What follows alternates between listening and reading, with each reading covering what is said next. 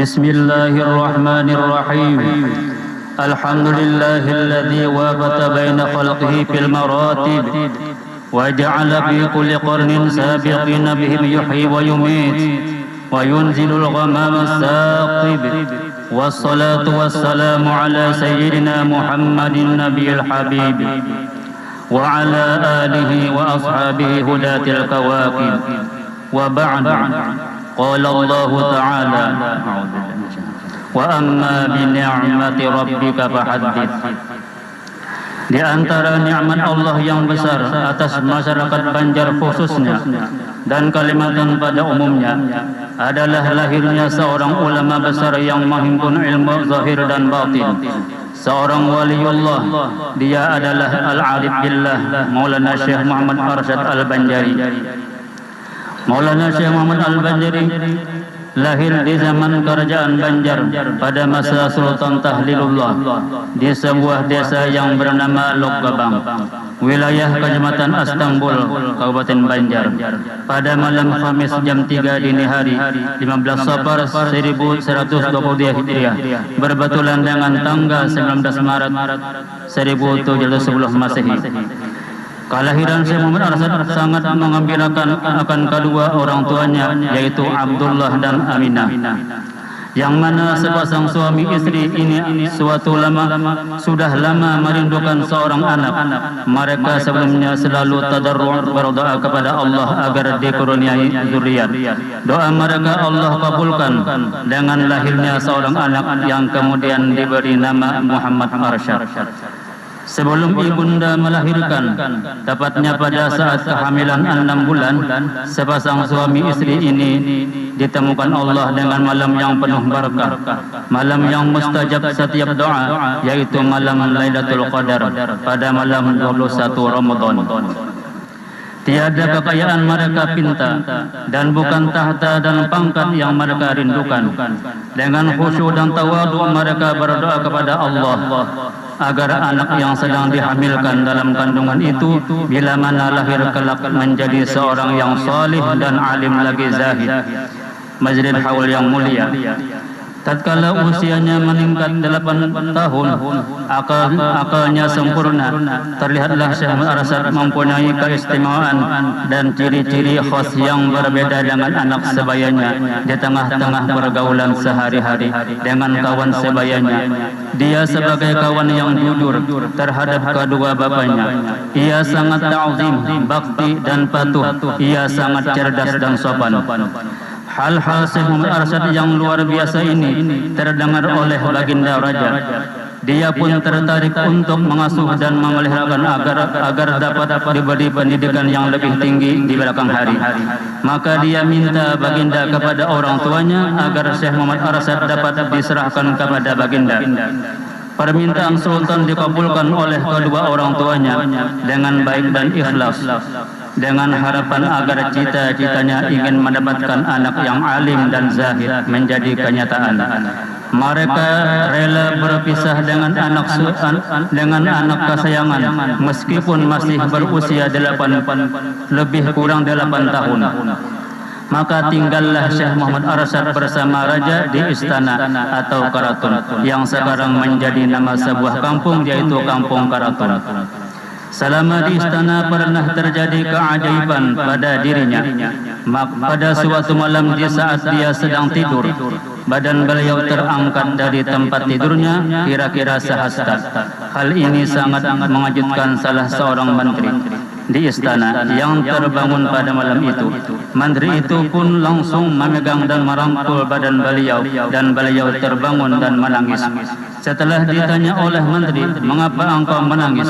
Dia menjawab bahwa ia bermimpi seorang laki-laki membawa dia ke langit. Demikianlah semenjak kecil Maulana Syekh Muhammad Arsyad sudah mempunyai tanda bahwa dia akan menjadi orang besar. Majlis haul yang mulia, setelah menginjak usia dewasa, umur lebih kurang 30 tahun, Syekh Muhammad Arsyad dikawinkan oleh Sultan dengan seorang wanita warga istana yang terkenal salihah dan taat dalam agama, yaitu Tuan Bajud.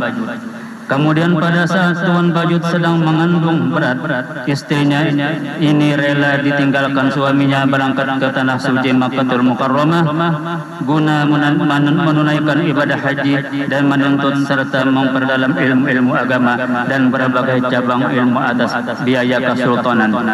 Selama lebih kurang 30 tahun di Makkah, Syekh Muhammad Arsyad sangat tekun belajar menuntut ilmu, tidak mengenal jenuh dan payah, sehingga berhasillah menghimpun sejumlah 35 macam ilmu agama dan lainnya. Kemudian beliau sempat dipercaya oleh mengajar untuk mengajar di Masjidil Haram. Di antara guru-guru beliau yang terkenal ialah 1. Al-Alimul Allamah Syekh Athaillah bin Ahmad Al-Azhari, 2. Al-Alimul Allamah Syekh Muhammad bin Sulaiman Qurdi, 3. Al-Arif Billah Asyid Muhammad bin Abdul Karim As-Saman Al-Madani, Majlis Haul yang mulia. Setelah lebih kurang 30 tahun menuntut ilmu di Makkah, tibalah saatnya beliau bersama sahabat-sahabat pulang ke tanah air. Izin guru-guru beliau. Beberapa waktu sebelum kepulangan beliau ke tanah air, beliau dipertemukan Allah dengan malam yang mulia yaitu Lailatul Qadar. Di saat itu Maulana Syekh Muhammad Arsyad berdoa meminta kepada Allah agar dilimpahkan taufik dan hidayah serta ilmu yang bermanfaat dunia dan akhirat bagi dirinya dan zuriat-zuriatnya. Pada bulan Ramadan tahun 1186 Hijriah bertepatan dengan tahun 1772 Masehi, sampailah Syekh Muhammad Arsyad di Martapura disambut oleh Sultan beserta rakyat dengan upacara adat kebesaran. Kemudian mulailah Syekh Muhammad Arsyad melakukan kegiatan berdakwah, menyebarkan ilmu agama dan mendirikan tempat ibadat, terutama di kampung halaman beliau, yaitu di kampung yang mana kita adakan acara haul saat ini. Sultan Tahmidullah bin Sultan Tamjidullah melihat keberhasilan Maulana Syekh Muhammad Arsyad dalam berdakwah, tergugahlah hati Sultan untuk membentuk lembaga hukum syariat yang dipimpin oleh seorang mufti. Maka dipilihlah sebagai pemimpin pertama cucu Maulana Syekh Muhammad Arsyad, yaitu Al-Alimul Allamah Mufti Haji Muhammad As'ad. Mufti Haji Muhammad As'ad inilah yang mempunyai 5 orang anak laki-laki yang semua menjadi ulama mewarisi ayahanda. Mereka itu adalah 1. Al-Alimul Allamah Haji Abu Tolha bermakam di Tenggarung, Kalimantan Timur. 2. Al-Alimul Allamah Haji Abu Hamid bermakam di Sampit, Kalimantan Tengah. 3. Al-Alimul Allamah Haji Ahmad bermakam di Balimau, Hulu Sungai Selatan. 4. Al-Alimul Allamah Haji Muhammad Arsyad Lamak bermakam di Pagatan, Tanah Bumbu. 5. Al-Alimul Allamah Haji Muhammad Thaib atau Haji Sa'aduddin bermakam di Taniran, Hulu Sungai Selatan. Majlis haul yang mulia, sebagaimana kita ketahui bahwa pada diri setiap wali terjadi karamat-karamat, maka Maulana Syekh Muhammad Arsyad ini pun mempunyai beberapa karamat. Di antara karamat beliau, sewaktu Syekh Muhammad Arsyad berada di Makkahul Mukarramah, beliau bercerita kepada guru beliau tentang buah di tanah Jawi atau Indonesia, yaitu ada suatu buah yang penuh duri namun isinya manis dan enak rasanya, yaitu buah durian. Setelah mendengar cerita tadi, nampaklah keinginan guru beliau untuk memakan buah tersebut. Maka dengan sekejap tangan beliau bergerak menjangkau ke belakang, ternyata ada buah durian yang masak, yang harum baunya. Kemudian beliau berikan kepada gurunya tadi. Sewaktu beliau berada di tanah Jawi, yaitu di Batawi, Jakarta, beliau sembahyang di beberapa masjid di sana, antara lain Masjid Bakojan dan luar Batang. Beliau nyatakan arah kiblatnya salah. Kemudian setelah dia minta buktinya, beliau acungkan tangan ke arah kiblat yang tepat dan dipersilahkannya untuk yang hadir untuk menilik dari celah-celah lubang baju jubah beliau, dan kelihatanlah dengan jelas Baitullah. Hadirin Masjid Haul yang mulia, Dalam jangka lebih kurang 40 tahun setelah datang dari Makkah, beliau berdakwah, mengembangkan dan menyiarkan ajaran Islam dan juga sempat mengarang beberapa kitab, di antaranya kitab Usuluddin, kitab Tuhfatur Raghibin, Kitabun Nikah, dan yang terbesar adalah kitab Sabirul Muhtadin. Maka pada hari Khamis jam 6.30 sore antara Maghrib dan Isya tanggal 6 Syawal 1227 Hijriah berbetulan dengan tahun 1812 Masehi, Syekh Muhammad Al-Asad, ulama besar Kalimantan ini kembali ke rahmatullah menawi Khaliknya. Sedangkan